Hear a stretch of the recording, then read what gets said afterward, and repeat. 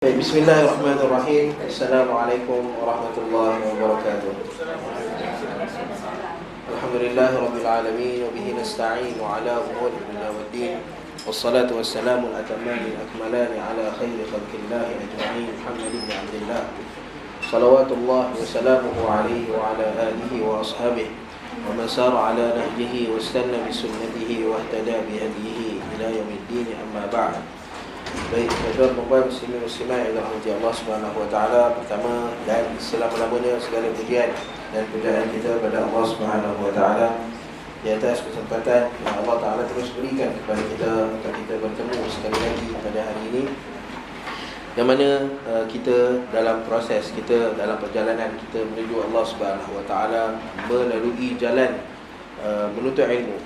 Lalu antara benda yang Nabi SAW sebutkan tentang perkara-perkara yang akan berlaku pada nihayatul alam, pada akhir zaman, adalah apabila berlakunya naz'ul ilm, di mana Nabi SAW menyebutkan inna Allah la yanzi'ul ilman tiza'an yantazi'uhu minal ibad walakin yanzi'ul ilma binaz'il ulama hatta idza lam yabqa ru'usan hatta idza lam yabqa aliman ataupun hatta idza lam yubqi aliman lam yabqa alimun ittakhadhan nasu ru'usan juhala fasu'ilu fa'aftau bighairi ilmin fadallu wa adallu. Kata Nabi SAW, antara benda yang berlaku pada akhir zaman ini ialah apabila berlakunya naz'ul ilm, Allah Ta'ala akan menghilangkan ilmu, mencabut ilmu daripada manusia. Maka cara Allah Subhanahu wa taala mencabut ilmu bukanlah dengan menghilangkan ilmu itu sendiri, tetapi dengan menghilangkan para ulama. Maka apabila hilangnya para ulama, ittakhadhan nasu ru'usan juhala, orang-orang akan pergi sebab ilmu, kita perlu kepada ilmu. Kita ada vacuum, nak isi bila nak buat sesuatu, output dia perlukan kepada input. Lalu bila nak isi sesuatu, maka kalau tak ada benda yang mengisinya, maka yang mengisinya apa benda? Apa sahaja yang kita boleh kutip di hadapan kita. Sebab tu bila orang yang ada vacuum dalam kekosongan dalam diri dia, lalu dia tak isi dengan ilmu, dia tak isi dengan bacaan Al-Quran, dia tak isi dengan zikir dan berdoa, maka yang akan isi dia siapa? Sama ada syaitan ataupun hawa nafsu dia. Maka kerana itu Nabi SAW menyebutkan bahawa Allah Subhanahu wa taala tidak mencabut ilmu dengan mencabut dan menghilangkan ilmu, tetapi hilangnya ilmu dengan binaz'il ulama, dengan hilangnya para ulama. Apabila hilangnya para ulama, orang yang mencari-cari ilmu, dia akan mencapai apa sahaja yang dia rasakan bahawa itu adalah ilmu.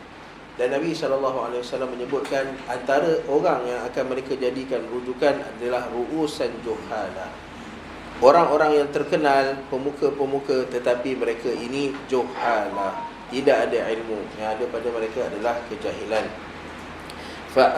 Fasu'ilu, maka apabila ditanya soalan kepada mereka, fa'aftau, mereka memberi fatwa, mereka memberi pandangan mereka, fadallu wa adallu, mereka sesat dan mereka menyesatkan orang lain. Maka peluang Allah Subhanahu wa taala beri, bukan semua orang Allah Subhanahu wa taala gerakkan hati mereka untuk berada dalam majlis-majlis ilmu.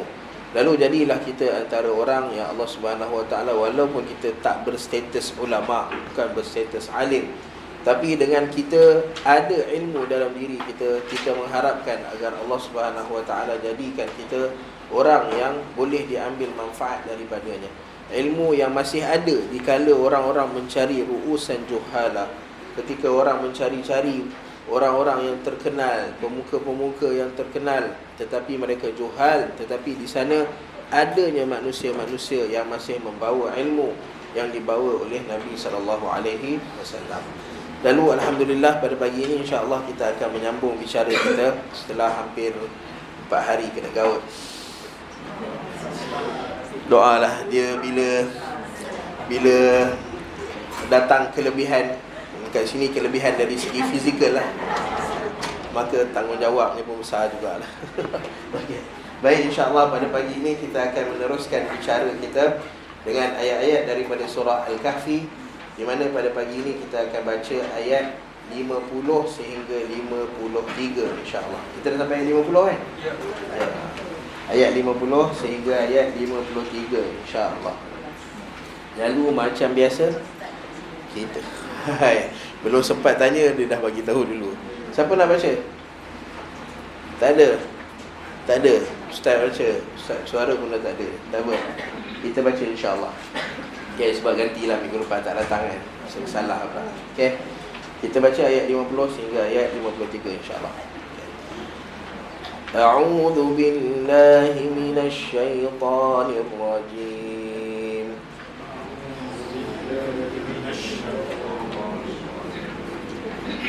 Bismillahirrahmanirrahim. Kita selalu sebut pada huruf ra, terutamanya pada huruf ra. Dan mana-mana huruf tebal, jangan muncung bibir. Jangan bismillahirrahmanirrahim. Jangan muncung bibir ke depan. Sebab muncung bibir ni dengar macam bunyi, oh kuat, dia punya tebal tu. Tetapi muncung bibir adalah makhraj bagi huruf waw. Okay, so bila kita sebut huruf tebal, sad ke, dad ke, ra ke, dengan muncungkan bibir, sad mungkin dia tak tak ni sangat, tapi ra lah paling jelas pada huruf ra. Apabila kita muncungkan bibir, maka dia akan bercampur dengan waw. Okay, maka kita elakkan daripada muncung bibir. Bismillahirrahmanirrahim. Tahan, jangan bagi bibir kita ke depan. Rahmanirrahim. Okey. Baik, kita sambung ayat. Wa idh qulna lil malaikati isjudu li adama fasajadu.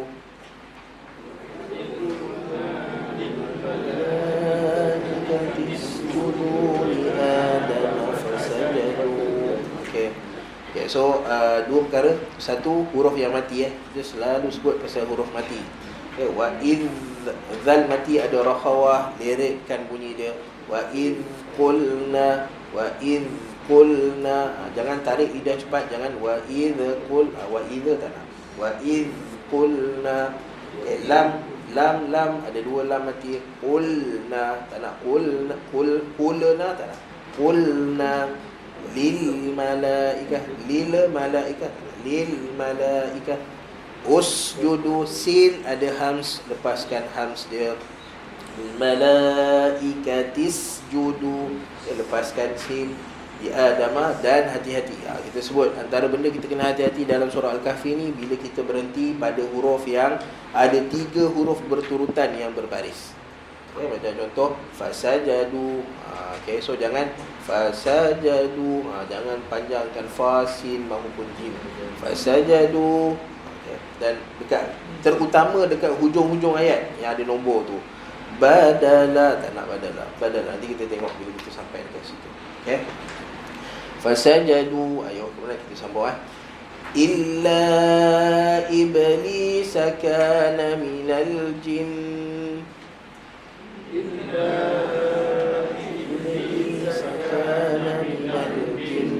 Aywa. Okey, huruf-huruf yang ada sabdu, bila kita nak waqaf atas dia, maka kita ada an-nabru, tekan. Minal jin. An-nabru maksudnya kita press minyak. Okey, bila kita jumpa huruf yang bersabdu, kita nak waqaf pada huruf bersabdu. Dan dekat sini huruf yang bersabdu yang kita nak waqaf pula adalah huruf nun. Okey, di mana huruf nun adalah huruf yang memerlukan hidung. Okey, maka kita nak campurkan an-nabru dengan hidung, susah. Okey, maka apa kita buat? Kita bagi dia dengung 2 harakat. Sebab tu mana-mana nun dan mim, huruf yang memerlukan hidung untuk bersuara, apabila ada sabdu, maka kita bagikan dia dengung. Wajibul gunnah dia panggil, mesti kena dengung. Okey. Minal jin, tekan dan dengung 2 harakat. Okey. Aywa. Okey. Kalau ada lagi kita jumpa nanti. Tak ada dah yang ada habis dengan sabdu. Okey. Kita sambung. Fa fasaqa an amri rabbih. Aywa, rabbi cantik bunyi, masya-Allah. Jangan rabbih, rabbi. Baik, itu sambung. Afatattakhidunahu wa dhurriyyatahu awliya.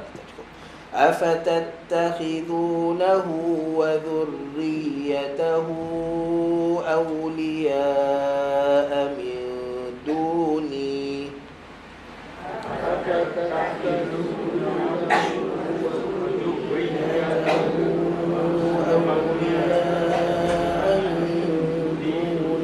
Okey, baik. Kat sini ada satu huruf tebal yang berbaris bawah. Okey, sentiasa ingat balik kaedah dia. Macam mana nak sebut huruf tebal baris bawah? Senyum, nipis. Ya, huruf tebal dia tak boleh. Macam mana nak sebut huruf tebal baris bawah? Nipis. Dia tak kena sebab huruf tebal. Nama huruf tu huruf tebal. Dia tak boleh dibaca nipis. Okay, macam mana nak sebut? Ingat? Ya, tarik rahang kita ke bawah. Rahang bawah ni tarik ke bawah. Afatattakhi. Okey. Afatattakhi. Jangan senyum. Senyum dia akan bawa kepada hi. Dia akan bawa kepada antara kha dengan ha. Okey, so kita tak nak kha dengan ha. Kita nak khi. Okey, jaga ketebalannya. Mana-mana huruf tebal baris bawah, tarik rahang bawah kita ke bawah. Ya. Afatattak wa dhurriyyatahu awliya min duni. Aywa. Wa hum lakum adu. Aywa, dekat sini ada sabdu yang tak ada dengung. Okey, kita bagi an-nabru je. Wa hum lakum adu. Aywa. Sebagai ganti, sebab kita nak bayangkan ada dua waw kat situ susah. Sebab sabdu ni maksudnya ada dua huruf yang sama dekat situ. Okey, so kita nak bayangkan ada dua waw susah, maka orang Arab ganti dengan an-nabru, tekan. Adu. Aywa. Kita sambung. Bi'salil zalimina badala. Aywa, masya-Allah. Okey, kita sambung ayat seterusnya, masya-Allah. Soalan. Okey, kenapa mim tu ada sabdu? Aywa, kalau kita sambung dengan perkataan sebelumnya. Okay, insya-Allah. Ma ashhadtuhum khalqas samawati wal ard.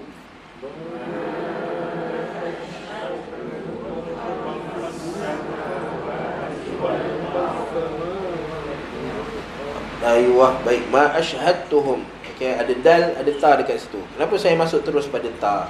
Okay, kat sini sebab ada sabdu. Okay. Tapi hukum dia sebab apa saya pergi pada ta terus, tak sebut dal?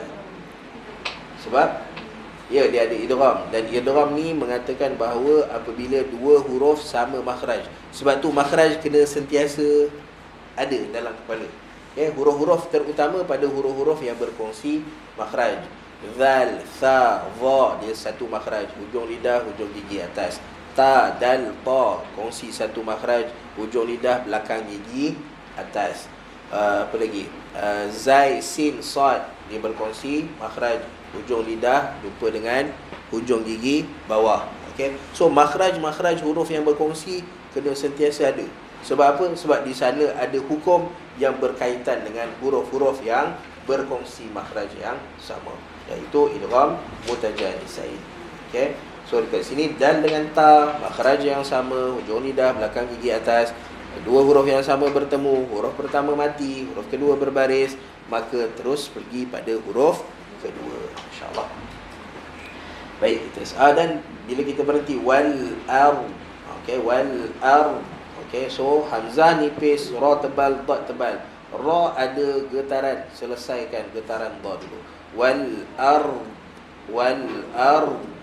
Jangan wal ab. Ra dia tak ada getaran. So bagi getaran pada pada ra dulu. Ra ada tikrar ataupun takrir. Okey, wal ar. Aywa, ya. Baik. Kita sambung. Wala khalqa anfusihim. Okey, baik.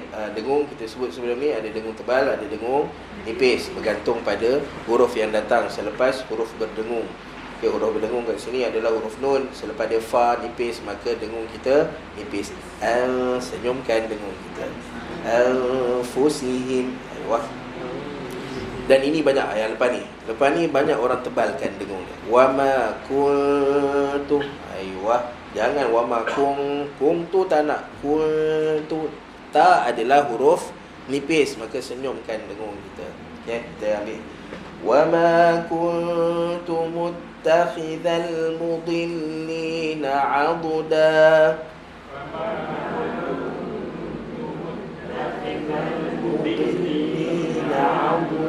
Aywa, cantik dot, insya-Allah. Jaga huruf tebal, baris bawah, tarik mudillina aduda. Aywa. Kita sambung. Wa yawma yaqulu nadu syuraka'i alladhina za'amtum.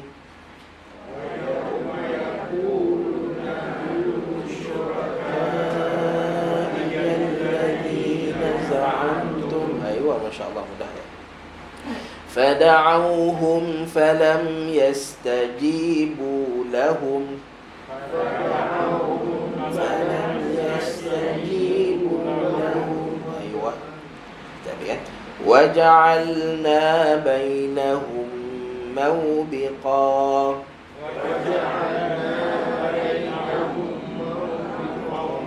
Sedap, masya-Allah. Okey, hati-hati lam dengan nun jangan bagi dia idgham. Waja'alna tanah.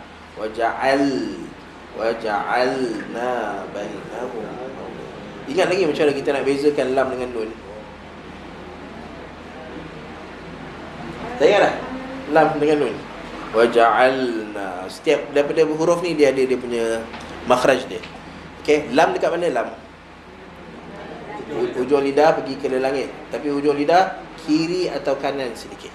Jangan hujung lidah betul-betul lah. Kiri atau kanan sedikit. Waja'al. Okey. Tetapi huruf nun betul-betul dekat tip. Dekat tip dia tu. Apa? Waja'alna okey, na betul-betul dekat ujung. Okey. Waja'alna bainahum mawbiqa. Aywa, insya-Allah. Sesuai. Okey. Wara'al mujrimuna an-nar.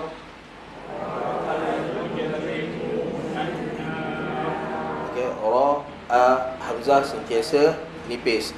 Wara'al mujrim. Okey, dan satu a tu jaga, jangan tebal. Wara'al mujrim. Dan huruf jim jangan muj, tak nak muj. Jangan bunyi dia. Tak ada angin, jangan mujrimunan nar. Aywa. Baik, kita sambung. Fadhannu annahum muwaqi'uha.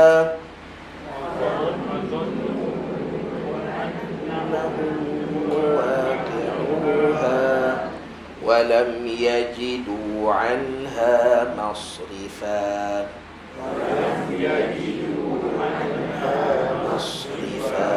Aywa, jaga sad masrifa. Sad ada hams. Kita selesaikan hams dia. Masrifa. Aywa. Baik, seperti biasa perkataan-perkataan yang susah gariskan, tandakan. Baik. Ayat 50 Allah Subhanahu Wa Taala menyebutkan wa idz zarfun lima madha min az-zaman. Satu perkara yang telah berlaku, once upon a time. Okey, wa idz, semua idz dalam Al-Quran maksudnya perkara yang telah berlaku dan benar-benar berlaku. Wa idz qulna, dan apabila ketika mana kami berkata. Kenapa Allah Subhanahu Wa Taala guna perkataan qulna? Sedangkan perintah ini daripada Allah Subhanahu Wa Taala. Kita pernah sebut dulu, betul tak? Qulna, kenapa Allah Taala guna perkataan kami? Dua sebab. Sebab yang pertama kerana ta'zim. Okey, orang-orang Arab bila dia nak sebut tentang diri dia dan dia ada jawatan yang tinggi, maka dia akan guna nahnu. Dia tak guna ana. Ana ni untuk rakyat marhain, macam saya. Okey. Adapun untuk orang yang ada jawatan tinggi, raja-raja, putera-putera raja, pemimpin-pemimpin negara, maka mereka akan guna nahnu. Okey. Itu sebab yang pertama, kerana ta'zim. Okay. Dan dalam Al-Quran juga, dalam nas-nas wahyu, antara sebab lain kenapa datangnya qulna, bila mana perkara itu berkaitan dengan Allah Ta'ala, tetapi datang dengan bentuk nahnu, kerana ia adalah pada tauhid yang bersifat ar-rububiyah. pada perkara-perkara yang melibatkan urusan Allah Ta'ala dengan makhluk-makhluk Allah Ta'ala, di mana Allah Ta'ala menggunakan makhluk-makhluk Allah Subhanahu wa Ta'ala. Di mana Allah Subhanahu wa Ta'ala bila nak menyampaikan sesuatu kepada manusia, maka Allah Subhanahu wa Ta'ala sama ada direct Allah Ta'ala bagi pada makhluk Allah Ta'ala tu, seperti mana Allah Ta'ala sebut pada Nabi Allah Musa alaihissalam, wa kallamallahu Musa taklima.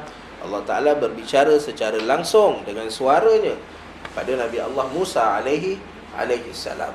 Tapi kebanyakan wahyu yang Allah Subhanahu wa Ta'ala nak sampaikan kepada para nabi dan rasul datang melalui perantaraan malaikat Jibril alaihissalam. Dan malaikat Jibril ini adalah setiausaha PA Allah Subhanahu wa Ta'ala yang menyampaikan apa sahaja yang Allah Ta'ala nak sampaikan.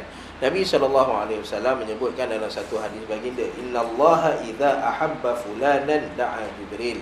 Allah Ta'ala bila nak menyebutkan sesuatu, hatta ketika mana Allah Ta'ala nak sebut bahawa aku mencintai fulan ibnu fulan, orang ini, spesifik nama orang ini, dan Allah Ta'ala nak semua orang sayang dan cinta pada orang tu, maka Allah Ta'ala akan buat apa? Allah Ta'ala boleh je nak bagi tahu semua para malaikat sekali lalu.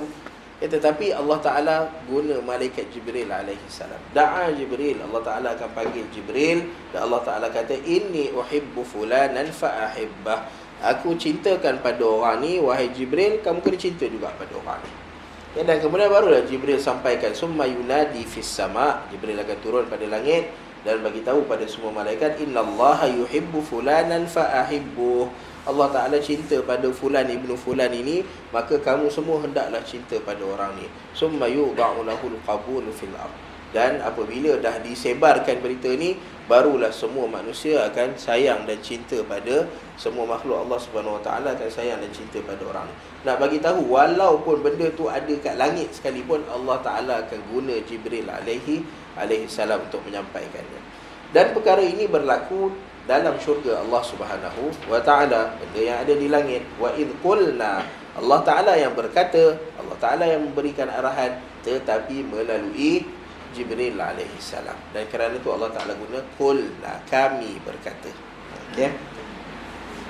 Baik, wa idh qulna lil malaikah. Al malaikah adalah nama bagi sekumpulan makhluk Allah Subhanahu wa Ta'ala yang merupakan ruh, tidak ada jasad pada mereka, dan mereka diciptakan daripada cahaya. Walaupun tidak ada jasad, tapi mereka ada jawarih, mereka ada anggota. Allah Ta'ala sebut para malaikat ni ada uli ajniha, mereka ada sayap-sayap, masna wa thulatha wa ruba', 2 pasang, 3 pasang, 4 pasang sayap mereka.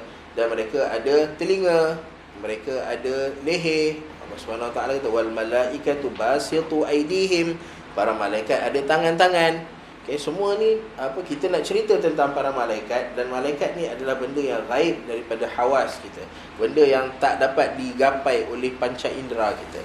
Maka bila kita nak bercerita tentang malaikat, kita hanya bergantung kepada apa yang Allah Subhanahu Wa Ta'ala cerita, ataupun apa yang Nabi SAW ceritakan kepada kita.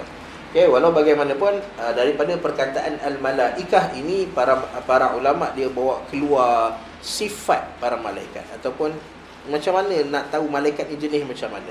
Okay. So sebahagian para ulama mengatakan bahawa perkataan malaikah ni daripada perkataan al-mulk, kekuasaan, kekuatan. Okay, di mana para malaikat ni adalah makhluk Allah Subhanahu Wa Ta'ala yang sangat kuat, yang sangat hebat. Okay. Dan ada sebahagian lagi mengatakan para malaikat ni datang daripada perkataan al-ilk, pun dengan makna kekuatan dan kehebatan. So dengan kata lain, malaikat Allah Subhanahu Wa Ta'ala ini adalah makhluk yang ada sifat fizikalnya, dan mereka ini adalah makhluk yang Allah Ta'ala cipta semata-mata kerana nakkan kekuatan mereka. Okey, sebab Allah Subhanahu Wa Ta'ala nak suruh mereka, perintahkan mereka buat perkara-perkara yang hebat. Macam satu hadis baca pagi tadi, tentang hadis macam mana ada satu malaikat Allah Subhanahu Wa Ta'ala. Orang-orang Yahudi bertanya pada Nabi SAW satu soalan, ma hazar ra'd, apabila dengar guruh dan petir dekat langit. Maka mereka bertanya pada Nabi SAW, apa dia guruh dan petir yang berlaku tu? Ya, maka kata Nabi SAW, ada malakun muwakkalun bis sahab, ada satu malaikat yang diperintahkan oleh Allah Subhanahu Wa Taala untuk menguruskan awan-awan sahab. Ya, dan di tangan malaikat tu ada mikhraqun min nar, ada alat yang sama ada tongkat ataupun yang sebat cemeti daripada api. Okey, yang mana malaikat ni dia akan tolak-tolak awan tu untuk pergi kat tempat dia. Okey, dan bila dia gunakan tongkat ataupun cemeti daripada api tu yang keluar petih, dia keluar bukan bunyi guruh tu, petih yang tu. Dan petih ni tadi pun ada, jangan ada orang salah faham pula. Petih ni dia bukan Allah Ta'ala nak rejam syaitan. Tak ada. Allah Ta'ala rejam syaitan dengan menggunakan kawakib, dengan syihab ar-rasada, dengan bintang-bintang. Bintang-bintang, planet-planet Allah Ta'ala guna untuk rejam syaitan. Adapun petih, maka cahaya petih itu disebabkan oleh malaikat ni, dia gunakan dia punya tongkat dia untuk tolak awan-awan ni pergi pada tempat dia. Dan orang Yahudi tanya pada Nabi SAW, yang bunyi yang keluar tu bunyi apa pula? Bunyi yang keluar tu adalah bunyi malaikat tu. Bunyi malaikat tu kan, macam kita sebut contoh tadi, macam mana orang nak halau kucing. Mana ada orang halau kucing? Senyap-senyap je kan. Tak ada, ambil tongkat, ambil penyapu kan, mesti keluar bunyi. Mesti keluar bunyi. Okay, walaupun binatang tu tak boleh dengar pun, kita tetap keluarkan bunyi juga. So sama juga malaikat yang duk halau awan-awan ni, awan-awan makhluk Allah Subhanahu Wa Taala. Lalu kadang-kadang dia nak gerak ikut gerak hati dia, tapi ada malaikat yang halau mereka ataupun tolak mereka pergi ke tempat yang Allah Subhanahu Wa Taala haitsu yasha Allah, haitsu amarahullah, tempat yang Allah Ta'ala perintahkan untuk mereka berada. Lalu tengok tugas malaikat nak jaga awan dekat atas tu. Senang nak tolak awan. Kita duk fikir awan ni asap, kepulan asap, macam mana nak tolak? So hebat malaikat yang nak tolak benda tu. Sama juga dengan Mikail, yang Allah Subhanahu Wa Ta'ala tugaskan dia untuk turunkan hujan al-qatar, untuk tumbuhkan tanaman-tanaman. So benda yang Allah Ta'ala nak perlu, Allah Ta'ala tak perlu, Allah Ta'ala minta malaikat ni buat benda-benda yang berat. Cabut nyawa orang, tulis amalan manusia jangan terlepas sikit pun. So benda yang berat. So benda-benda yang berat ni memerlukan fizikal yang kuat. Okay, sebab tu Allah Ta'ala cerita malaikat ini adalah makhluk yang kuat. Okay, dan al-malaikah dia datang dengan ta marbutah. So bila datang dengan ta marbutah dalam bahasa Arab ni, biasa dia menunjukkan kepada perempuan. Okey, maka kerana tu orang-orang kafir, orang-orang musyrikin Makkah Al-Mukarramah, maka mereka mengatakan bila mana tahu bahawa Allah Subhanahu Wa Taala ada para malaikah, maka mereka menamakan malaikah ini sebagai banatullah, sebagai anak-anak perempuan Allah Subhanahu Wa Taala. Okay, lalu Allah Subhanahu Wa Taala balas kepada mereka. Allah Taala kata wa idza busyira ahaduhum bima daraba lirrahmani mathala dhalla wajhuhu muswaddan wa huwa kadhib. Allah Taala kata, kamu cakap pada Allah Subhanahu Wa Taala, Allah Taala ada anak perempuan. Tapi kalau kamu dapat anak perempuan, apa kamu buat? Ada orang marah, dan bahkan ada yang sampai ke tahap membunuh anak perempuan dia hidup-hidup. Lalu Allah Subhanahu Wa Taala kata, kamu sendiri tak boleh, tak nak terima anak perempuan. Orang perempuan ni bagi kamu taraf dia rendah, tapi kamu boleh kata Tuhan ada anak perempuan. So Allah Subhanahu Wa Taala sebut pada mereka. Dan kemudian Allah Taala sebut dalam ayat lain, Allah Taala kata asyahidu khalqahum. Macam mana mereka tahu malaikat ni perempuan? Adakah mereka tengok bila mana Allah Taala cipta malaikat mereka ada kat situ?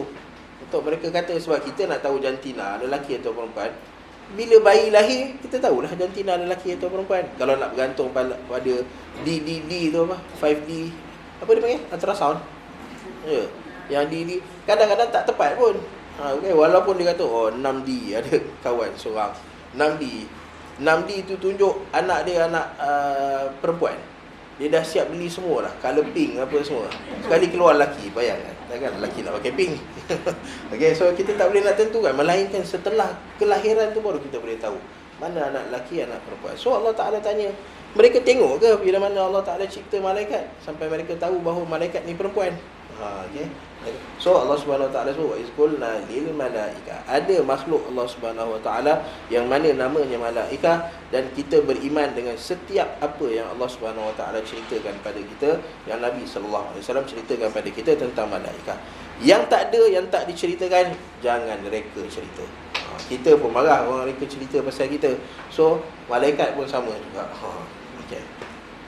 Wa idh qulna lil malaikati isjudu, ketika mana kami memerintahkan qaul Allah Subhanahu Wa Taala adalah perintah daripada Allah Subhanahu Wa Taala pada malaikat, spesifiknya pada malaikat Allah Subhanahu Wa Taala.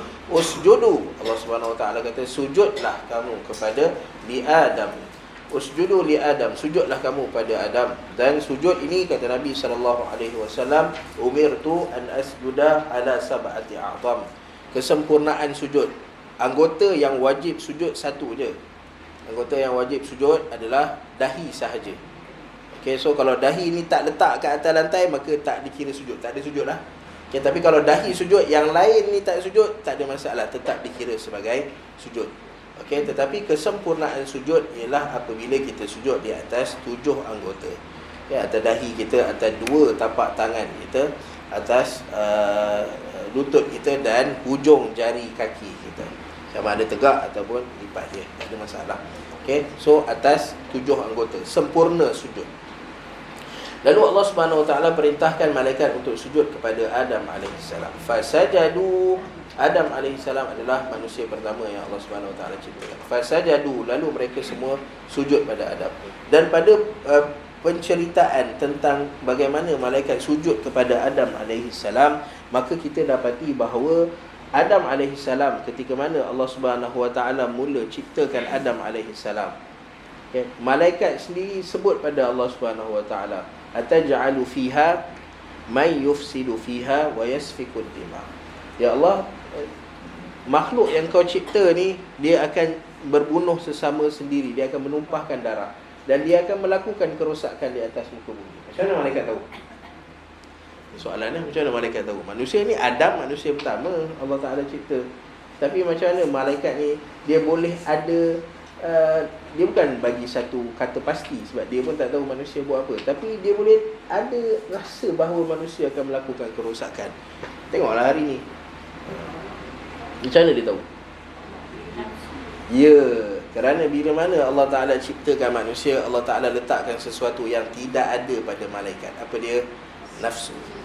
Wa nafsin wa ma sawwaha fa alhamaha fujuraha wa taqwaha. Malaikat dia hanya tahu ketaatan pada Allah Ta'ala, ikut perintah Allah Ta'ala. Tapi bila ada dalam manusia sesuatu yang nama dia fujur, yang nama dia kejahatan, yang nama dia keingkaran, maka malaikat nampak ni bakal melakukan kerosakan, takkan taat pada Allah Subhanahu Wa Taala, dan akan menumpahkan darah sesama mereka.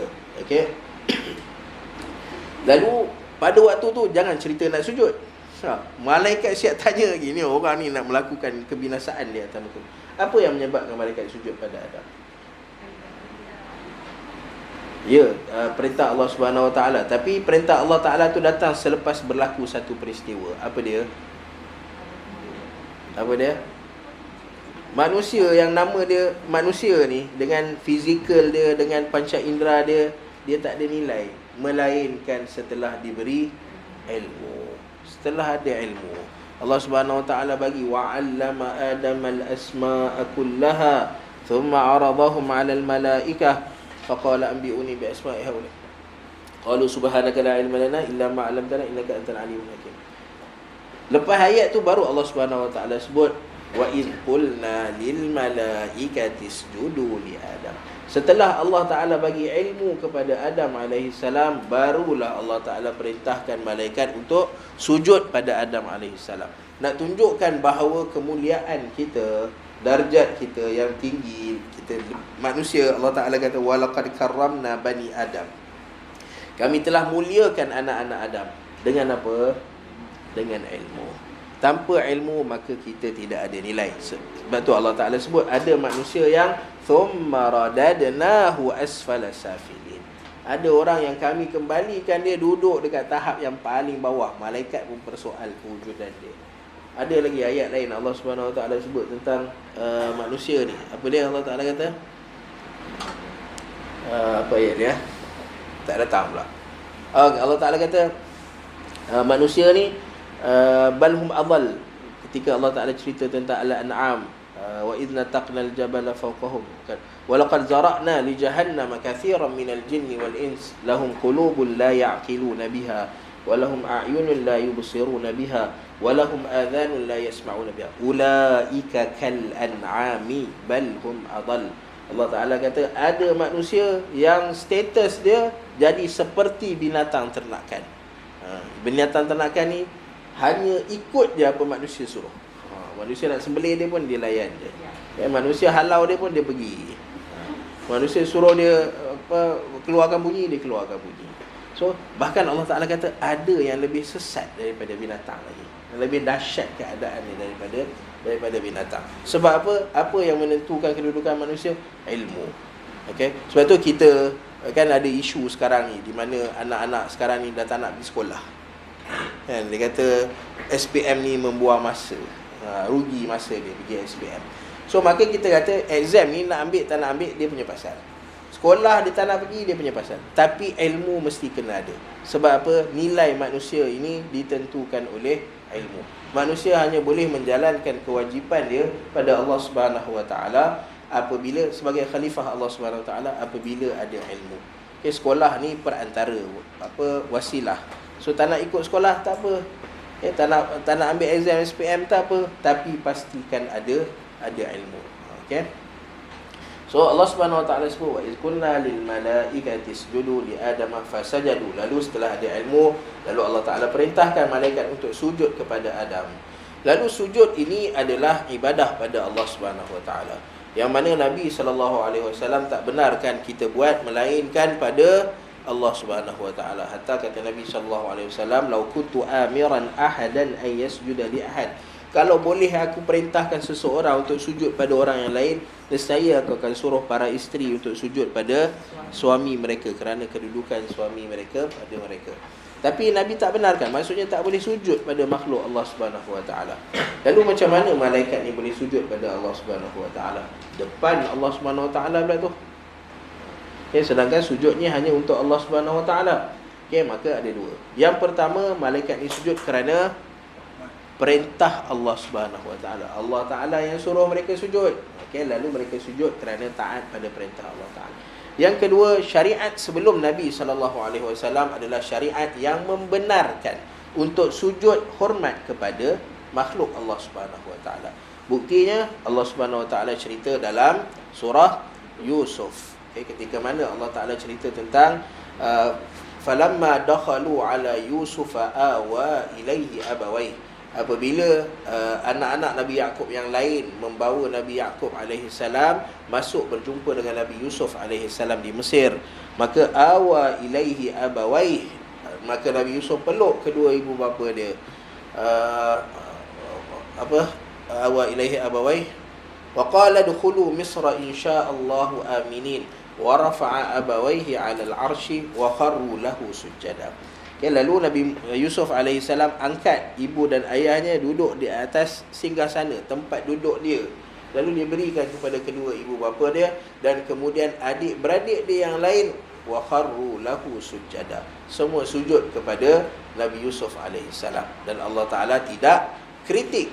Kalau Allah Ta'ala kata ini benda yang tak elok, maka Allah Ta'ala akan datangkan komentar, ataupun Nabi SAW akan ceritakan. Tetapi Allah Ta'ala sebut benda ni tanpa ada komentar. Maksudnya ia dibenarkan dalam syariat sebelum syariat Nabi SAW. So perbuatan para malaikat ni dengan perintah Allah Ta'ala dan sujud hormat kepada makhluk Allah Ta'ala yang lain adalah dibenarkan sebelum syariat Nabi SAW.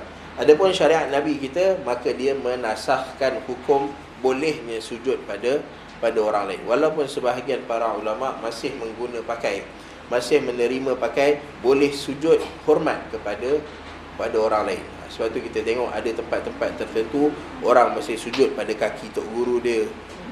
Orang masih sujud pada tak tahulah pada apa lagi. Okay, cuma kita bagi tahu bahawa Nabi SAW sebut kalaulah boleh sujud, nescaya isteri sujud pada suami itu lebih utama untuk Nabi SAW perintahkan. Tapi sebab tak boleh, dalam syariat Nabi tak boleh sujud sesama makhluk, walaupun untuk hormat. Mana ada isteri sembah suami dia? Ada? Tak ada. Isteri kalau nak pun kerana sayang dan kerana hormat pada suami dia, itu pun Nabi SAW larang. Okey, baik. Fasajadu illa iblis, melainkan iblis. Okey, so kita tengok ayat dia. Allah Ta'ala perintahkan para malaikat untuk sujud pada Adam, maka semua malaikat sujud pada Adam kecuali iblis. Apa yang kita faham dekat situ? Iblis adalah malaikat, betul tak? Allah Ta'ala perintahkan semua malaikat untuk sujud pada Adam AS, lalu malaikat semua sujud kecuali iblis. Maksudnya iblis adalah sebahagian daripada malaikat Allah Subhanahu wa Ta'ala. Okay, tapi kemudian yang belakang tu Allah Subhanahu wa Ta'ala sebut kana minal jin. Iblis ni adalah dari kalangan jin. So kita ada contradiction dekat sini. Oh, Al-Quran ada contradiction. Ya ni. Okay. So iblis ni dia dari kalangan malaikat ke ataupun dari kalangan jin? Okay. So sebahagian ahli ilmu mengatakan bahawa iblis ni adalah dari kalangan malaikat. Kerana apa? Kerana ayat ni Allah Ta'ala kata illa iblis, semua malaikat sujud kecuali iblis. Maka iblis ini adalah dari kalangan para malaikat Allah Subhanahu wa Ta'ala. Kana minal jin. Kenapa Allah Ta'ala sebut dia kana minal jin? Kerana dia bercampur dengan jin, malaikat yang ditugaskan untuk bersama dengan jin. Okey, dan Nabi SAW sebut man tashabbaha biqaumin fahuwa minhum. Siapa yang menyerupai sesuatu kaum, maka dia akan dikategorikan dengan orang itu. Okay? Macam contoh kita pakai kopiah kan. Okay, orang Yahudi pun dia pakai kopiah. Tapi apa beza kopiah dengan kopiah kita? Dia pakai macam ini kan. Okay? So bila kita pakai macam tu, maka orang akan kata macam Yahudi. Okay, pasal apa? Sebab kita menyerupai penampilan mereka. Okay, dan Nabi SAW larang, maka kita tak boleh buat macam tu. Sama juga lelaki rambut panjang, ikat pula rambut dia yang panjang. So dia macam perempuan. So Nabi SAW larang, la'anallahu al-mutasyabbihina minar rijali bin nisa. Allah Ta'ala melaknat sesiapa yang menyerupai perempuan dari kalangan orang lelaki, dan begitu sebaliknya. Okay. So siapa yang menyerupai sesuatu kaum, Allah Ta'ala letakkan mereka dengan kaum tersebut. Sebab tu Nabi SAW selalu sebut khaliful yahuda wan nasara. Jangan tiru perangai orang Yahudi dengan Nasrani, hatta pada benda-benda yang kita anggap sebagai budaya. Macam contoh bila nak celebrate birthday. Okay, mungkin celebrate birthday tu ada khilaf di kalangan para ulama. Tetapi yang tak ada khilaf, tiup lilin. Yang tak ada khilaf, potong happy birthday to you.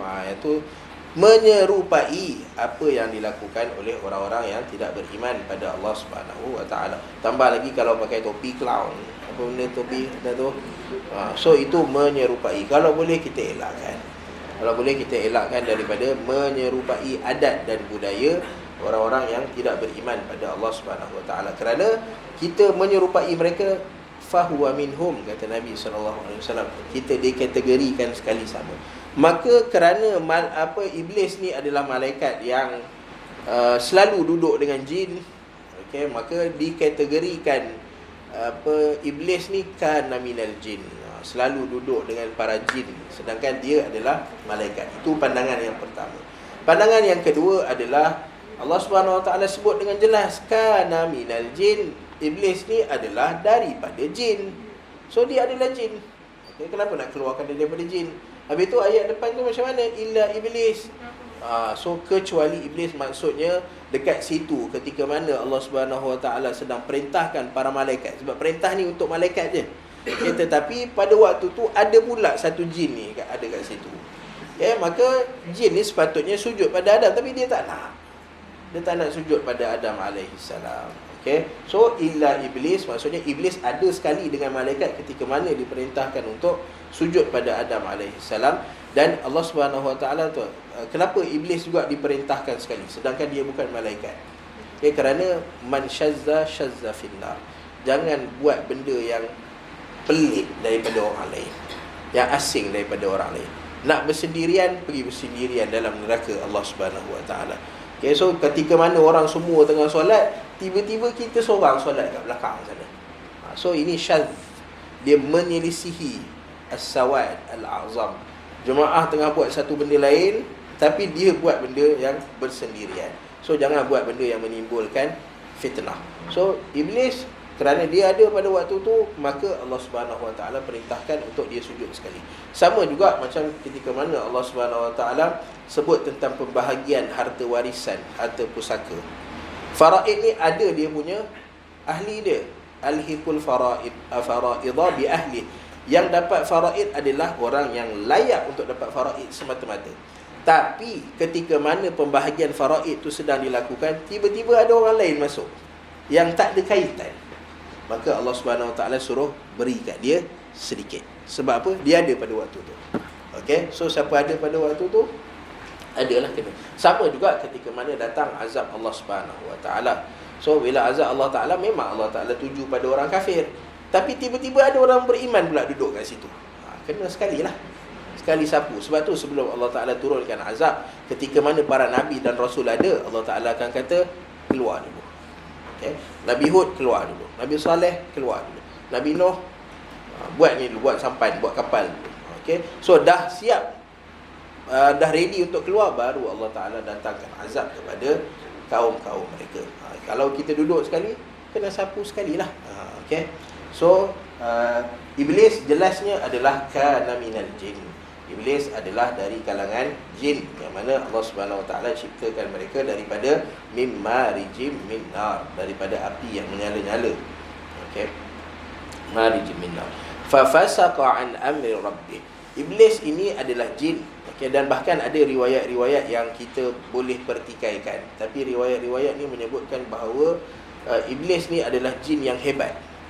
Jin yang Allah Subhanahu Wa Taala bagi ialah dalam an-nasu ka ibilim mi'ah, kata Nabi sallallahu alaihi wasallam. Manusia ni bagaikan 100 ekor unta. La takadu tajid fiha rahilah. Daripada 100 ekor unta tu akan ada seekor unta yang unik, yang hebat daripada yang lain-lain. Okay, sama juga dari kalangan jin. Ada jin yang biasa, jin average, tapi ada jin yang IQ dia luar biasa. Jin yang berstatus Albert Einstein. Macam itulah. Okey, lalu jin ni dalam riwayat yang cerita menjadi tok guru kepada para malaikat Allah Subhanahu Wa Taala.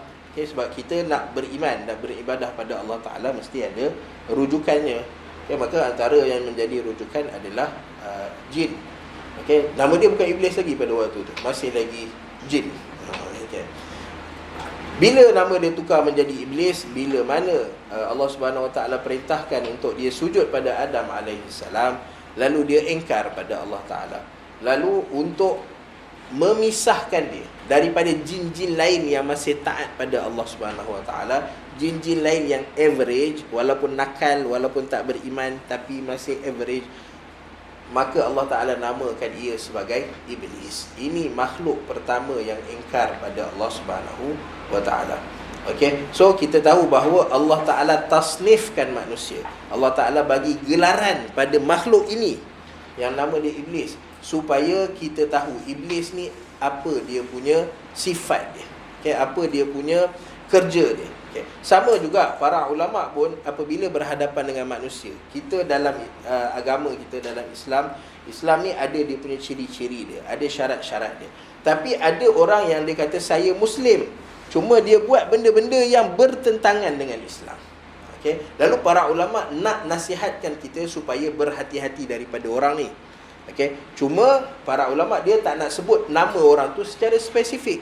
Nanti kita akan tengok ada satu hadis saya nak kongsi dengan dalam Sunan Abi Daud, macam mana Nabi SAW berinteraksi dengan orang-orang yang buat salah ni.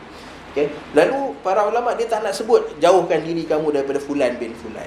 Okay. Dia nak suruh kita jauh daripada perangai orang tu. Sebab fulan ni dia akan mati, tapi ideologi dia mungkin bercambah, orang akan ambil ideologi dia yang tak betul. Okay?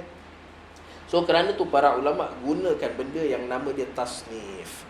Okay, nama ada Khawarij, Mu'tazilah, Murji'ah, Syiah, apa lagi, Qadariyah, apa lagi, berapa banyak nama yang keluar. Kenapa? Nama ni bukan untuk kita ambil campak kat orang, hang munafik, hang Syiah, Mu'tazilah, Murji'ah nak ambil. Tapi para ulama gunakan nama-nama ni supaya kita berhati-hati. Okay, kalau kita dengar ni kalau buat macam ni, ini adalah Mu'tazilah. So kita berhati-hati. Kita tak buat benda-benda orang Mu'tazilah. Kalau buat macam ni, kita adalah Murji'ah. So kita berhati-hati. Kita tak buat benda-benda Murji'ah. So tasnif, asal kepada tasnif ialah apabila Allah Subhanahu Wa Taala keluarkan satu jin yang kufur, ingkar pada Allah Ta'ala, yang pertama sekali ingkar pada Allah Ta'ala, lalu Allah Ta'ala namakan dia sebagai Iblis, walaupun dia adalah jin. Okay, kerana dia fafasaqa an amri rabbih, kerana dia fasik pada perintah Tuhannya. Fasik ni ialah apabila kita melakukan sesuatu dosa, kesalahan, maksiat tanpa ada rasa bersalah, tanpa rasa malu. Tapi ada takut pada Allah Subhanahu Wa Taala. Okay, sebab syaitan, iblis ni dia tak rasa bersalah dia buat kesalahan tu, dia tak rasa malu dia buat kesalahan tu, tapi dia takut pada Allah Subhanahu Wa Taala. Inni akhafullah rabbal alamin, dia sebut, aku takut pada Allah Taala, Tuhan sekalian alam. Okey. Tapi so kalau ada di kalangan kita yang buat kesalahan sekali, dua kali, dan kemudian dia ada rasa bersalah, maka dia tidak masuk dalam fasik. Tapi bila dia buat salah, dia kata okey, boleh kot, insya-Allah. Alah, sekali-sekala free hair, apa masalah dia. So itu fasik, bila buat kesalahan tanpa rasa bersalah ataupun malu pada Allah Subhanahu Wa Taala. Okay, lalu kemudian Allah Subhanahu Wa Taala menyebutkan afatattakhidunahu wa dhurriyyatahu awliya'a min duni. Lalu Allah Ta'ala kata, adakah kamu wahai manusia, wahai anak-anak Adam, kamu nak mengambil iblis yang fasik pada Tuhan dia, wa zurriyatahu, ataupun zuriat keturunannya. Yang dimaksudkan dengan zuriat keturunan dekat sini, sebab dekat sini satu, Allah Ta'ala membuktikan bahawa jin juga yatanasalun. Jin ni juga dia beranak pinak, dia ada zuriat keturunan dia. Namun zuriat yang dimaksudkan dekat sini adalah zuriat-zuriat dari kalangan jin yang kufur pada Allah Subhanahu Wa Ta'ala. Aulia adalah pelindung, pemimpin, apa lagi, yang bersifat berstatus mempertahankan. So itu aulia. Okay.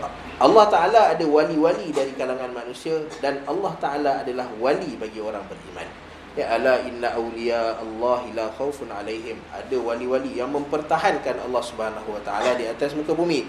Dan Allah Subhanahu Wa Ta'ala sebut, Allah Ta'ala wallahu waliyul mu'minin. Allah Ta'ala adalah pelindung yang mempertahankan orang-orang yang beriman pada Allah Subhanahu Wa Ta'ala. Lalu kadang-kadang ada sebahagian daripada manusia ni, dia terpedaya apabila tadi syaitan, jin dia ada satu kelebihan. Apa kelebihan dia? Kelebihan dia berbanding dengan kita adalah dia boleh naik ke langit. Okay, dia boleh naik ke langit, dan yastariquna as-sam'a. Allah Ta'ala sebut dalam surah Jin. Okay, mereka ni yastariquna as-sam'a, mereka curi dengar. Yastariqun daripada perkataan sariqah. Dipanggil apa? Eavesdropping. Ya. Apa bahasa Inggeris. Okay, so curi dengar apa yang malaikat sedang bicarakan dekat langit. Dan antara benda yang para malaikat bicarakan di langit adalah takdir yang Allah Subhanahu Wa Ta'ala tentukan pada makhluk-makhluk di bumi. Okay, sebab ada takdir yang nak sampai ke bumi, Allah Ta'ala gunakan para malaikat. Okay, macam nak tumbuhkan tumbuh-tumbuhan, Allah Ta'ala guna malaikat Mikail. Okay, nak cabut nyawa, Allah Ta'ala guna malaikat maut. Dan nak sampaikan berita tu, kita sebut bahawa Allah Ta'ala bagi melalui Jibril alaihissalam. So time tu lah mereka curi dengar. Dia. So bila curi dengar ni, kadang-kadang dapat dengar benda yang betul. So bila dapat bawa benda betul, mereka nak sampaikan kepada orang ataupun kepada makhluk yang ada di bumi. Dan kadang-kadang ada manusia yang dapat berinteraksi dengan jin, lalu happy lah jin ni. Dia pun cerita, akan berlaku sekian. Orang ni pun cerita akan berlaku sekian. Jadi pula. So bila jadi, kita jadi kagum. Kita jadi kagum, wah macam mana ada orang boleh tahu apa akan jadi pada masa akan datang.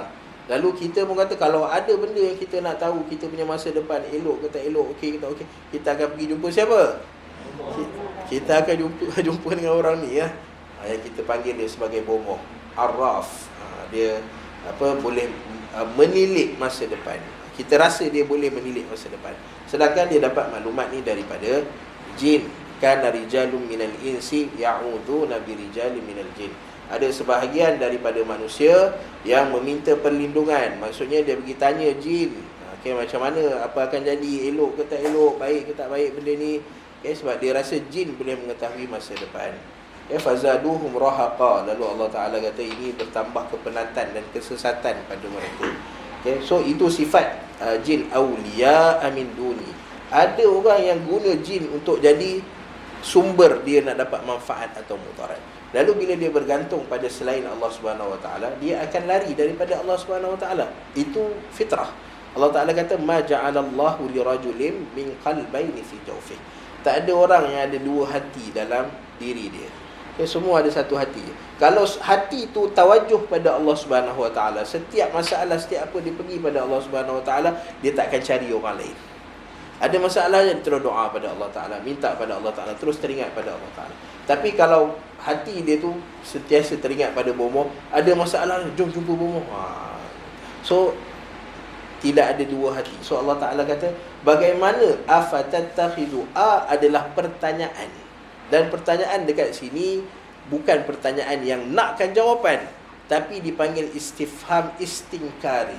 Allah Ta'ala sedang memberi kita nak kata apa? Teguran. Afatattakhizunahu, bagaimana mungkin kamu ambil iblis yang engkar pada Allah Subhanahu Wa Taala, dan zuriat-zuriat yang mengikut jejak langkah iblis dari kalangan syaitan, dari kalangan jin, untuk menjadi pelindung kamu, awliya amin duni, lalu kamu lupakan aku, kata Allah Subhanahu Wa Taala. Sedangkan wahum lakum adu, sedangkan syaitan ni, jin ni dah bagi tahu dah bahawa dia wa izzatika la uwiyannahum ajma'in, demi kemuliaan engkau ya Allah, aku akan sesatkan semua anak-anak Adam ni, aku akan masukkan mereka sekali dalam neraka bersama-sama dengan aku. Dia dah zahirkan diri dia sebagai musuh. Lalu macam mana kita boleh duduk bersama dengan dia, boleh percaya pada dia? Kita tahu Israel musuh kita. Ada tak orang yang nak buat hubungan dagangan dengan Israel? Tak ada. Bukan sebab benci, sebab tahu perangai dia macam itu. So hatta kalau dia bertaubat pada Allah Ta'ala pun, kita nak buat, nak ada hubungan dengan dia pun berat hati kita. Sebab perangai dia yang khianat, suka tikam orang, suka zalim dengan orang. So kita tak boleh nak terima. So macam mana iblis dan syaitan yang dah kata nak masukkan kita semua dalam neraka Allah Ta'ala, tapi kemudiannya ada orang yang kata, jin tolonglah saya. So macam mana mungkin ada orang yang seperti itu. Okay. Lalu sebab tu Allah Ta'ala komentar belakang tu, kita sebut kalau benda salah, Allah Ta'ala akan komen, bi'sa lidh-dhalimina badala. Okay, bi'sa, seburuk-buruk, badal, ganti. Ada Allah Subhanahu Wa Ta'ala yang berkuasa terhadap segala sesuatu, tapi kamu cari jin yang tak ada kuasa, kamu cari iblis yang engkar pada Allah Ta'ala, badala, bi'sa lidh-dhalimina badala. Alangkah buruknya ganti, alternatif yang dicari oleh orang-orang yang kufur dan ingkar pada Allah Subhanahu Wa Ta'ala. Okay. Lalu Allah Ta'ala kata, apa yang ada pada jin dan syaitan, apa yang ada pada iblis ni yang menyebabkan kamu nak pergi pada dia? So kalau kamu nak minta bantuan dia, nak jadikan iblis ni sebagai wali, at least paling kurang pun adalah benda pada iblis ni yang hebat, yang menyebabkan kamu boleh pergi pada dia. Okay? Iblis ni apa kuasa yang dia ada? Dia boleh tentukan kamu masuk syurga ke neraka ke? Ataupun dia, kalau kamu sakit, dia boleh sihatkan kamu. Kamu tak berharta, dia boleh jadikan kamu berharta ke? Kamu tak tenang, dia boleh jadikan kamu tenang ke? Tak ada benda iblis boleh buat pada kita sampai kita nak jadikan dia wali. Sampai Allah Ta'ala kata, bukan setakat mereka ni tidak menciptakan langit dan bumi, ma ashhadtuhum khalqas samawati wal ard. Nak tengok penciptaan langit dan bumi pun Allah Ta'ala kata, aku tak jemput mereka pun datang tengok. Okay? Jangan cakap nak cipta langit dan bumi. nak tahu apa benda yang berlaku dekat langit dan bumi. Ketika mana bumi dicipta, langit dicipta pun Allah Ta'ala kata, tak tengok pun mereka. Ma'asyhadtuhum, aku tidak memperlihatkan kepada mereka. So kalau nak tahu rahsia-rahsia yang apa ada dalam bumi dan langit, benda yang berlaku pada masa depan, benda baik, benda buruk, janganlah tanya pada orang yang tak tahu. Okay, mereka ni tak tengok, tak tahu pun apa yang ada dekat langit dan bumi. Dan yang tahu segala apa yang ada dekat langit dan bumi adalah Allah Subhanahu Wa Ta'ala. Wala khalqa anfusihim, diri iblis tu sendiri pun, diri syaitan, zuriat iblis ni pun mereka tak kenal diri mereka sendiri. Maksudnya kalau dia orang ni kena musibah pun dia tak tahu macam mana nak keluar daripada musibah tu. Okay, dia orang ni kalau masuk neraka Allah Subhanahu Wa Ta'ala pun tak boleh nak lepaskan diri mereka daripada neraka Allah Ta'ala. Wala khalqa anfusihim, diri mereka, penciptaan diri mereka pun mereka tak tahu. Bagaimana kamu boleh minta tolong daripada mereka? Wa ma kuntu muttakhidhal mudillina aduda. Lalu Allah Ta'ala kata, wa ma kuntu, aku tidak sekali-kali, muttakhidha, akan ambil, mudillin, orang-orang yang menyesatkan, aduda, sebagai orang yang aduda maksudnya kita kalau tak boleh berdiri tegak, kita perlukan kepada tongkat tu adud. Ataupun ada orang yang papah kita dipanggil adud. So Allah Subhanahu Wa Ta'ala takkan ambil orang-orang yang sesat, mudillin, orang yang bukan sesat, orang yang menyesatkan orang lain. Allah Ta'ala takkan ambil mereka sebagai pembantu yang nak menjadi khalifah Allah Subhanahu Wa Ta'ala di atas muka bumi. So antara mudillin adalah iblis dan kuncu-kuncunya dari kalangan syaitan. Dan syaitan ni macam kita sebut, dia bukan hanya dari kalangan jin, ada juga dari kalangan manusia. Mudillin iaitu orang yang membawa orang lain jauh daripada Allah Subhanahu Wa Ta'ala. Lalu Allah Subhanahu Wa Ta'ala sebut kaitan ayat seterusnya, wa yauma yaqulu nadu syuraka'i alladhina za'amtum. Lalu kalau sekiranya ada di kalangan makhluk Allah Ta'ala ni, ada di kalangan manusia ni yang mengambil selain Allah Subhanahu Wa Ta'ala sebagai wali, lalu apa Allah Subhanahu Wa Ta'ala akan buat? Dekat dunia ni ada hukuman dia, syirik pada Allah Subhanahu Wa Ta'ala, kufur pada Allah Ta'ala. Dan pada hari akhirat, wa yauma, pada hari di mana, yauma pada hari di mana, iaitu pada hari akhirat. Wa yauma yaqulu nadu syuraka'i alladhina za'amtum, pada hari di mana Allah Subhanahu Wa Ta'ala akan berkata, pada hari kiamat Allah Ta'ala akan berkata, nadu syuraka'i alladhina za'amtum, pada orang-orang yang mengambil selain Allah Subhanahu Wa Ta'ala sebagai wali mereka, sebagai pelindung mereka, sebagai tempat mereka bergantung harap. Maka pada hari kiamat, sebelum Allah Subhanahu Wa Ta'ala hukum mereka, Allah Ta'ala bagi peluang untuk membuktikan dulu bahawa orang-orang ataupun makhluk-makhluk yang mereka sembah selain Allah Ta'ala semasa di dunia layak untuk jadi Tuhan. So Allah Ta'ala akan bagi ruang dulu.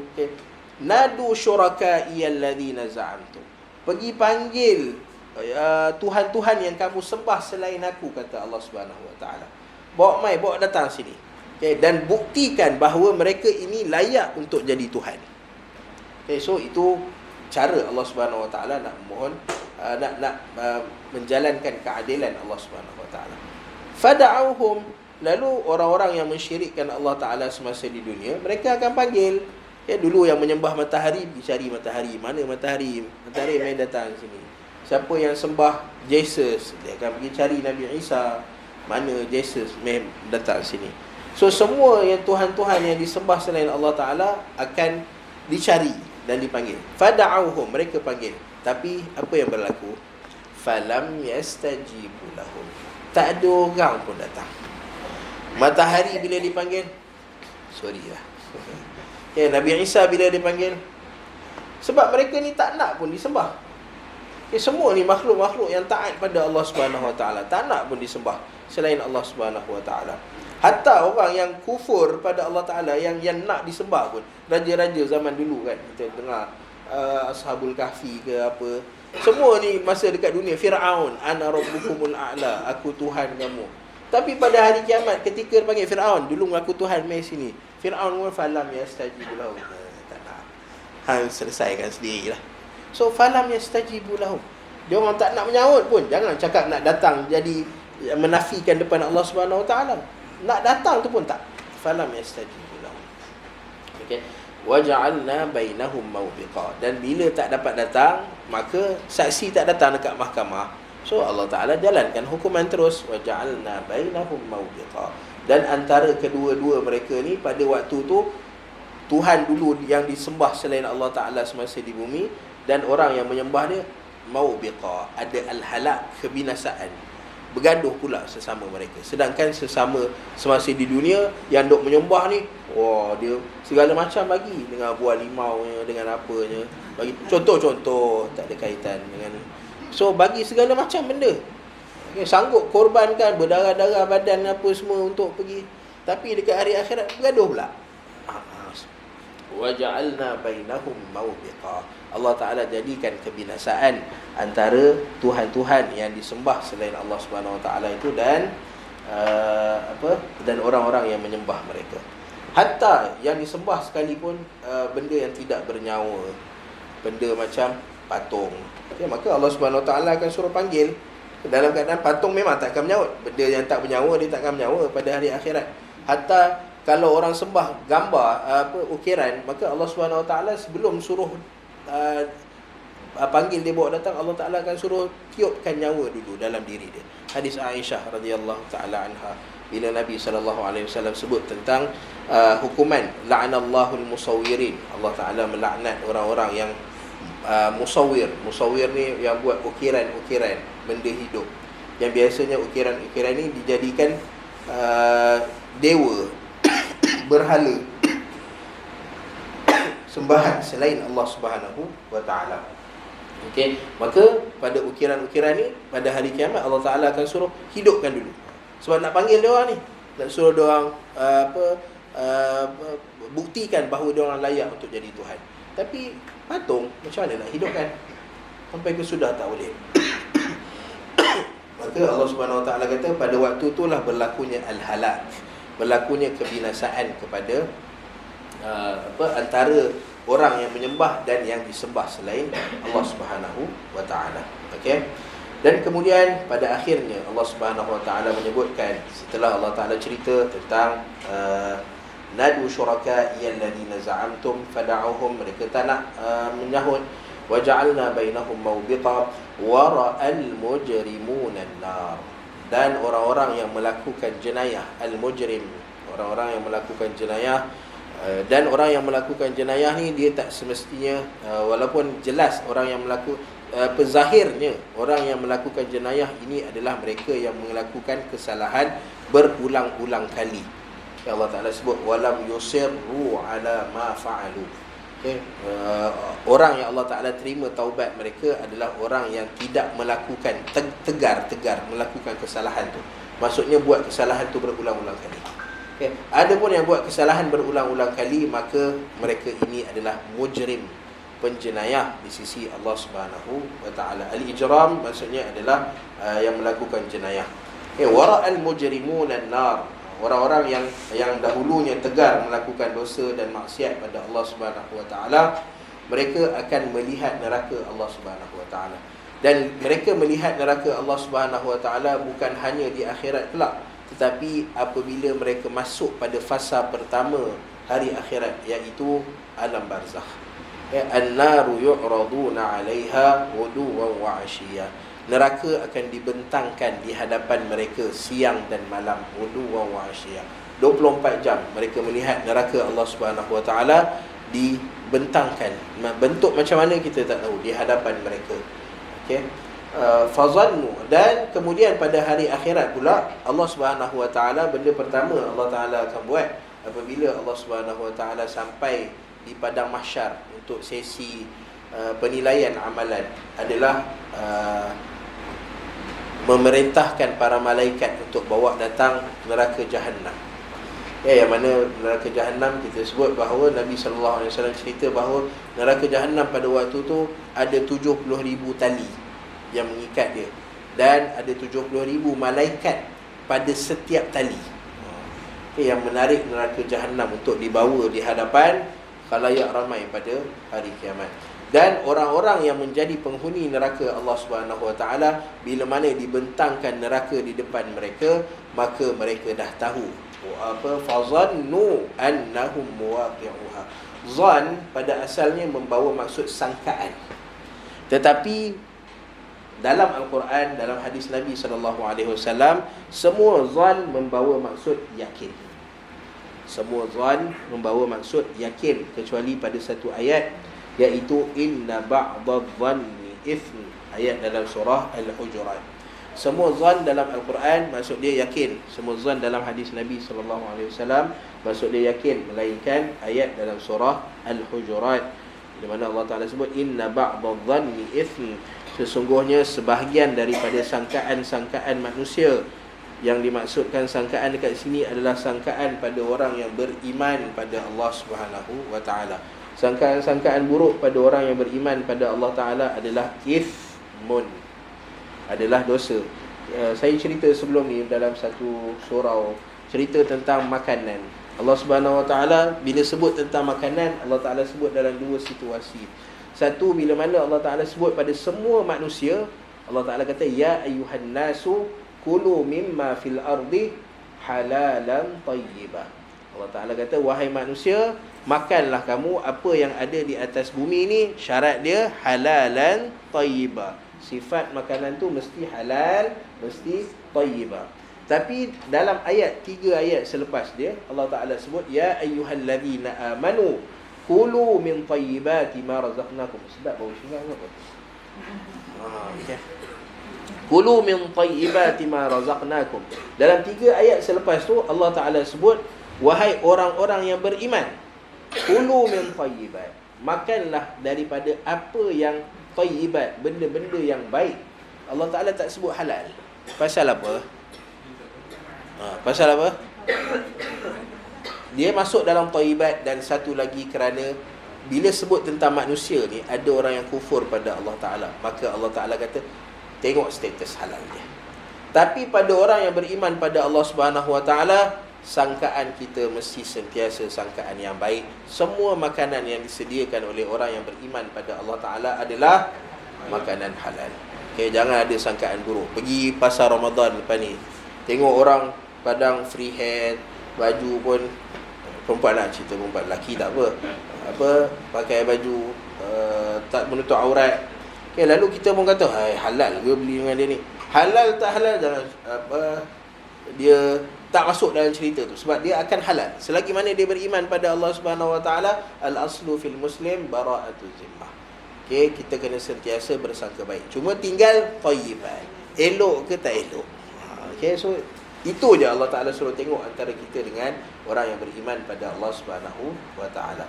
So orang-orang yang kufur pada Allah Subhanahu Wa Ta'ala, maka bila dibentangkan neraka pada dia, fazannu, mereka yakin, annahum muwaqi'uha, mereka akan masuk dalam neraka Allah Subhanahu Wa Ta'ala. Hatta ketika mana orang bagi alasan pada Allah Ta'ala neraka dah penuh atau tidak, Allah Ta'ala tanya pada neraka Jahannam, yauma naqulu li jahannam halim talati, dah penuh ke? Nampak macam dah penuh dah ni. Okay, tapi neraka Jahannam kata apa? Hal mim mazid, ada lagi ke? Boleh masuk lagi tu, belakang ada kosong gitu. So boleh masuk lagi.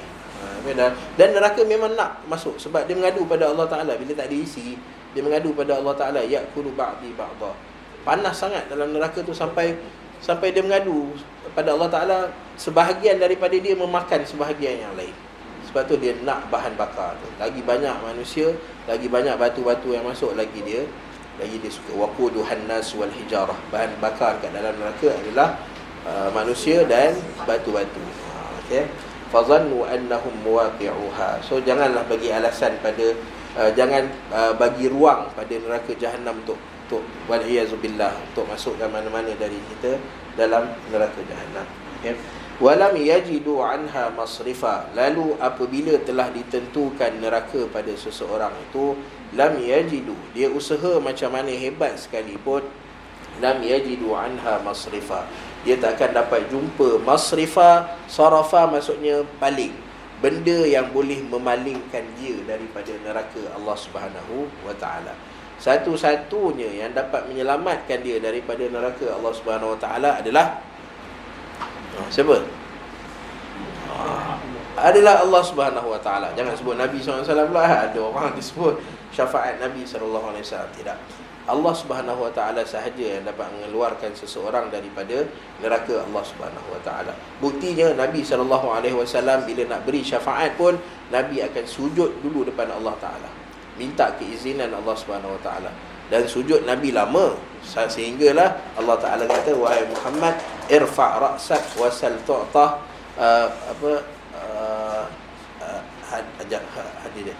irfa' ra'sak wasal tu'tah. Ya, dua je. Kata Allah Subhanahu Wa Taala, wahai Muhammad, angkat kepala kamu dan mintalah, Allah Taala akan beri kepada kamu. Waktu tu baru Nabi sallallahu alaihi wasallam minta asy-syafa'atul kubra. Okey, setelah Allah Taala izinkan baru dapat. Okey, sebab tu bila kita nak minta syafaat, nak minta daripada siapa? Ya. Doa kita bila nak minta syafaat, Allahumma syaffi' fina nabiyyak. Ya Allah, benarkan, izinkan Nabi Engkau untuk memberi syafaat kepada aku. Okay? Bukan minta syafaat direct daripada Nabi SAW. Sebab Nabi pun tak ada kuasa. Nabi diizinkan Allah Ta'ala, Nabi dapat syafaat kubra, jaminan daripada Allah Ta'ala. Cuma siapa yang nak dapat syafaat kubra itu, Allah Ta'ala yang menentukan. Okay? Walam yajidu anha masrifa. Dan siapa sahaja yang Allah Ta'ala tentukan bagi dia masuk neraka Allah Ta'ala, tidak ada sesiapa yang boleh memalingkan dia daripada neraka Allah Ta'ala, melainkan Allah Subhanahu Wa Ta'ala sendiri. Wallahu Ta'ala a'lam. Oh, banyak masa lagi. Kita nak sambung ke? Kena dengar hadis. Ya, tapi sebelum kita dengar hadis, buka soalan dulu. Tak ada? Ada. Jadi nak kepastian dari mana sejak alam barzah lagi seseorang yang masuk neraka dah dapat tahu tak? Ya. Kecuali dengan rahmat Allah lah kemudian kan. Dalam neraka Allah Subhanahu Wa Taala bagi ayat yang jelas, an-naru yu'raduna 'alaiha ghuduwan wa 'ashiyya. Siapa yang ditentukan untuk dia masuk neraka Allah Taala, memang yu'radun, an-naru yu'raduna 'alaiha. Memang neraka dibentangkan kepada mereka ghuduwan wa 'ashiyya, siang dan malam. Sejak alam barzah lagi. Sejak alam barzah lagi, ya. Wal-iyazubillah. Ya. Kejap. Bila Allah beri peluang kepada penyembahan seperti jiran semua ada termasuk gambar-gambar. Sebahagian para ulama menyebutkan gambar-gambar. Okay, sebab semua benda yang Allah Subhanahu Wa Taala akan panggil adalah benda-benda yang berbentuk mencabar Allah Subhanahu Wa Taala. Okay, dan gambar yang dilukis oleh manusia adalah kata sebahagian para ulama adalah satu bentuk cabaran. Sebab Allah Ta'ala wasawwarakum, Allah Ta'ala yang membentukkan kita dengan mata macam ini, dengan telinga macam ni, dengan hidung macam ni. Tiba-tiba ada orang yang cuba nak melukis, dia rasa dia boleh buat bentuk sama macam Allah Subhanahu Wa Ta'ala. Okay, so sebab tu sebahagian para ulama dia kata melukis sekalipun dia akan termasuk dalam kategori orang yang mengukir. Dulu lagi tegas, ada para ulama yang kata gambar kamera sekalipun dia masuk dalam kategori tersebut.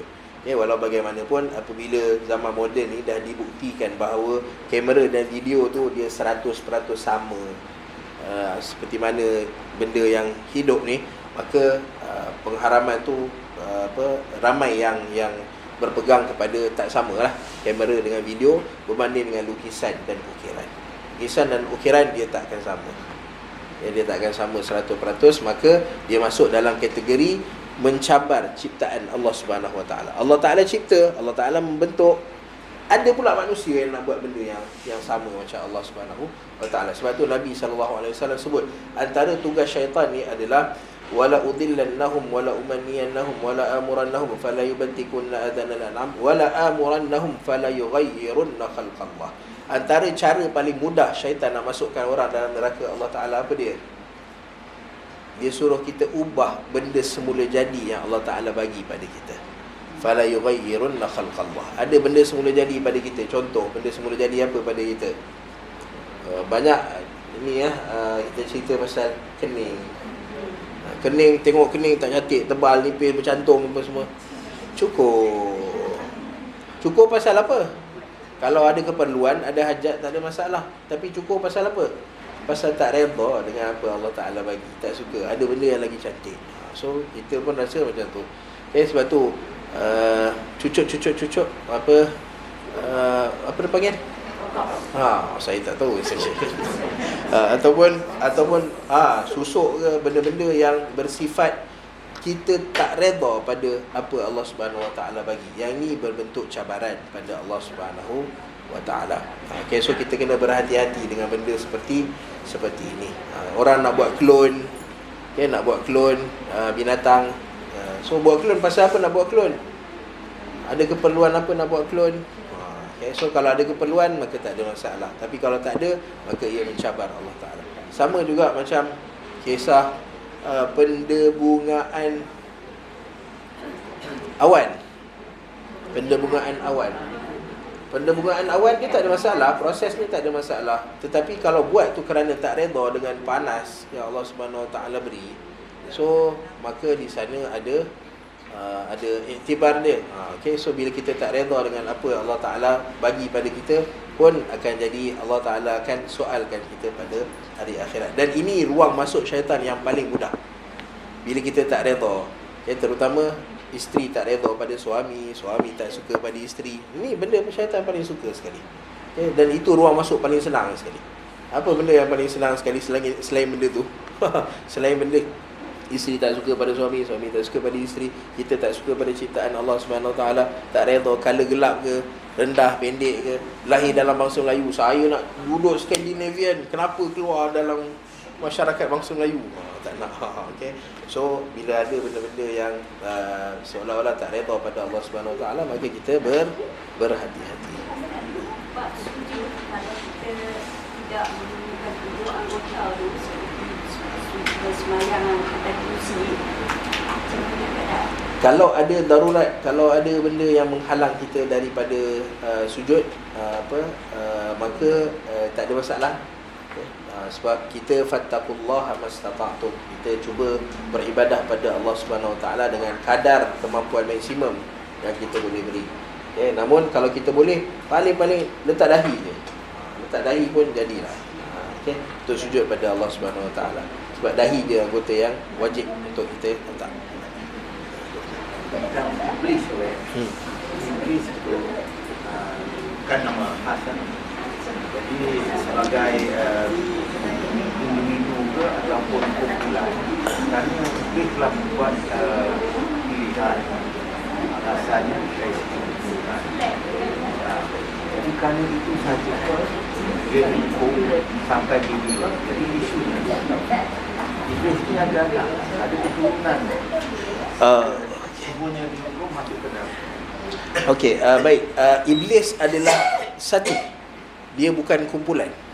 Iblis adalah satu makhluk Allah Ta'ala, iaitu jin. Satu ekor jin yang pertama yang ingkar pada Allah Ta'ala. So itu adalah iblis. Okay? Dan orang yang ikut iblis ni dinamakan syaitan. Okay? Orang yang ikut jejak langkah iblis, okay, maka dia dinamakan syaitan. Okay? Syaitan ni adalah pengikut-pengikut iblis, sama ada dari kalangan manusia ataupun jin. Dan syaitan yatanasalun, macam mana jin dan manusia beranak pinak, syaitan juga beranak pinak. Sebab syaitan dari kalangan jin dan manusia. Okay. So itu iblis. Iblis ni akan hidup. Iblis sebab dia minta pada Allah Ta'ala satu benda je, anzirni ila yaumi yub'atsun. Kalau tak dah lama dah iblis mati. Tapi sebab dia minta pada Allah Ta'ala, dan Allah Ta'ala tunaikan permintaan dia. Lanjutkan usia aku, anzirni, tangguhkan kematian aku, ila yaumi yub'atsun, sampai hari kiamat. Okay, so Allah Ta'ala lanjutkan usia dia, panjangkan usia dia. Sebab tu kita kata iblis ni, kita punya cabaran lagi besar daripada orang dulu. Dulu iblis mungkin 100 tahun, 200 tahun. Sekarang iblis dah berapa ribu tahun umur dia. So pengalaman dia dalam nak sesatkan manusia ni, tinggi. So cabaran kita akhir zaman. Kenapa kita teruk akhir zaman? Kerana tu cabaran kita. Iblis dah sangat expert. Okay, lalu dia punya TOT dia dengan syaitan lagi power. Okay, kalau dulu mungkin syaitan sikit-sikit dia, okay, nak syirik pada Allah Ta'ala pun orang takut lagi. Tapi pada akhir zaman ni sangat kuat cabaran yang kita kena hadapi. Bahkan pengikut boleh kata orang yang taat pada Allah Ta'ala dah jadi minoriti. Wala tazalu ta'ifatun min ummati zahirina ala amrillah. Orang yang betul-betul pegang pada agama Allah Ta'ala ni ta'ifah, satu kumpulan yang kecil sahaja. Okay, so sampai ke tahap tu. Okay, wallahu ta'ala a'lam. Okay, lalu kita tangguhkan dulu perkongsian kita pada pagi ini. Apa yang baik itu daripada Allah Subhanahu Wa Ta'ala, yang buruk itu tentunya daripada kekurangan dan kelemahan diri saya sendiri. Maka kita tangguhkan dulu perkongsian kita dengan kafaratul majlis, dengan tasbih kafarah. Subhanakallahumma wa bihamdika asyhadu an la ilaha illa anta astaghfiruka wa atubu ilaik. Wa sallallahu ala nabiyyina Muhammad wa ala alihi wa ashabihi ajma'in walhamdulillahi rabbil alamin. Assalamualaikum warahmatullahi wabarakatuh.